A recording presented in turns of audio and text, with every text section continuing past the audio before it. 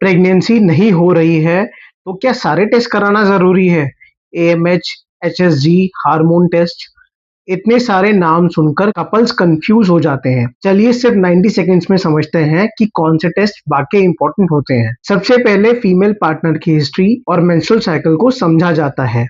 उसके बाद जरूरत के हिसाब से टेस्ट किए जाते हैं। पहला, ओव्यूलेशन असेसमेंट। हर महीने एग रिलीज हो रहा है या नहीं, ये जानना बहुत जरूरी है। इसका अंदाजा पीरियड्स हिस्ट्री, अल्ट्रासाउंड या जरूरत पड़ने पर ब्लड टेस्ट से लगाया जा सकता है। दूसरा, पेल्विक अल्ट्रासाउंड। अल्ट्रासाउंड से यूट्रस और ओवरीज देखे जाते हैं। से पीसीओएस, ओवेरियन सिस्ट, फाइब्राइड्स या यूट्रस की कुछ प्रॉब्लम्स का पता चल सकता है। तीसरा, फैलोपियन ट्यूब टेस्ट यानी एचएसजी। अगर फैलोपियन ट्यूब्स ब्लॉक्ड हैं तो स्पर्म और एग मिल नहीं पाते हैं, इसलिए कई केसेस में एचएसजी टेस्ट से चेक किया जाता है कि ट्यूब्स खुली हैं या नहीं। चौथा, हार्मोनल टेस्ट।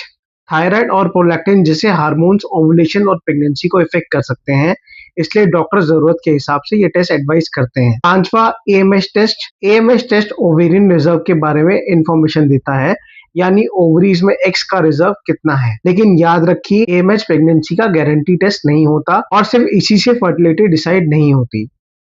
और मेल पार्टनर के लिए सीमेन एनालिसिस एक बेसिक और बहुत इंपॉर्टेंट टेस्ट है। फर्टिलिटी इवैल्यूएशन हमेशा दोनों पार्टनर्स का होना चाहिए। याद रखिए, हर पेशेंट को हर टेस्ट की जरूरत नहीं होती। सही हिस्ट्री, प्रॉपर एग्जामिनेशन और डॉक्टर की एडवाइस के हिसाब से ही टेस्ट करवाना चाहिए। इसी से अननेसेसरी खर्चा और कंफ्यूजन दोनों बच सकते हैं। अगर आप फर्टिलिटी और प्रेगनेंसी से जुड़ी सिंपल और एविडेंस बेस्ड इंफॉर्मेशन चाहते हैं तो मुझे फॉलो कीजिए और कमेंट में बताइए किस फर्टिलिटी टेस्ट को लेकर आप सबसे ज्यादा कंफ्यूज हैं।